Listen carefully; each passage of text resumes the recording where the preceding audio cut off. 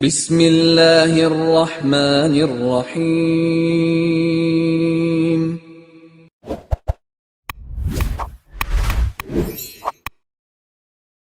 السلام علیکم ورحمۃ اللہ وبرکاتہ۔ الحمد للہ والصلاۃ لنبیہ محمد وآلہ وصحبہ اجمعین، اما بعد۔ حاضرین و ناظرین، یہ درس حدیث نمبر 344 ہے، اور آج کا عنوان ہے پیارے پیغمبر صلی اللہ علیہ وسلم کے ثنایا اور رباعیات کے درمیان قدر فاصلہ تھا۔ روایت سماعت کیجیے، ترجمہ ہوگا، اس کے بعد تشریح ہوگی، آپ کو سمجھ میں آ جائے گا کہ کیا بات کہی جا رہی ہے اس حدیث میں۔ بسم اللہ الرحمن الرحیم۔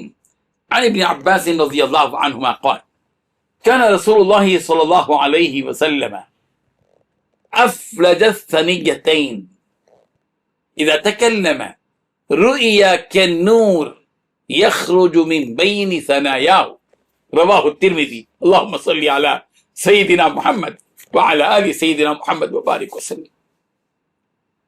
ترجمہ یوں ہے، حضرت ابن عباس رضی اللہ عنہما فرماتے ہیں کہ رسول اللہ صلی اللہ علیہ وسلم کے ثنایا اور رباعیات کے درمیان قدر فاصلہ تھا۔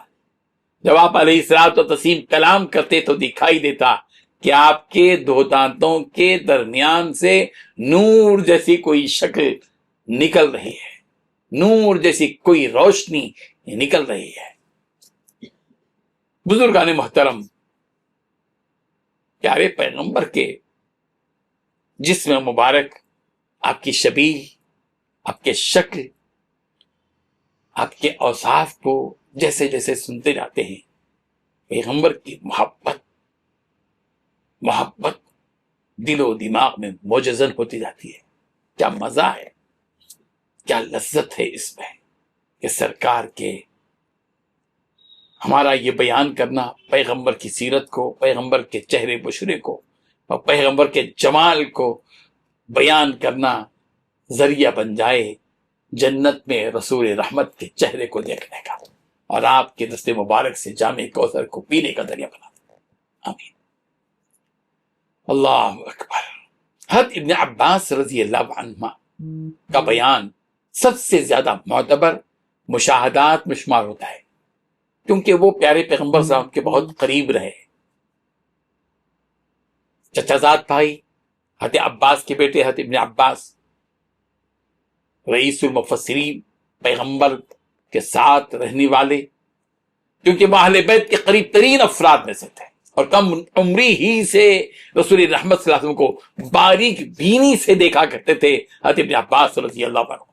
ان کا یہ کہنا ہے کہ رسول رحمت صلی اللہ علیہ وسلم کے ثنایا یعنی اوپر کے دو دانت یہ، اور رباعیات جو چار ہیں، رباعیات جو کہتے ہیں، کے درمیان ہلکا سا فاصلہ تھا۔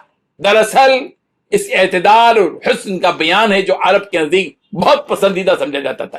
اس انداز کو، دانتوں کا یہ معمولی فاصلہ قدرتی طور پر تبسم کو زیادہ، مسکراہٹ کو زیادہ دل نشین اور پرکشش بنا دیتا تھا، اور یہی کیفیت شمائل کی دیگر روایات میں بھی بیان ہوئی ہیں کہ رسول رحمت صلی اللہ علیہ وسلم کا تبسم نہایت روشن، دل موہ لینے والا، سراپا جمال تھا، جمال۔ حضرت ابن عباس رضی اللہ عنہ کے بیان کا دوسرا حصہ کہ جب آپ علیہ الصلوۃ والتسلیم گفتگو فرماتے تو ایسا محسوس ہوتا جیسے دانتوں کے درمیان سے نور جھلک رہا ہو، روشنی نکل رہی ہو۔ یہ تشبیہ دراصل اس نورانیت کی طرف اشارہ ہے جو آپ کے چہرے مبارک، تبسم اور کلام سب سے ظاہر ہوتی تھی۔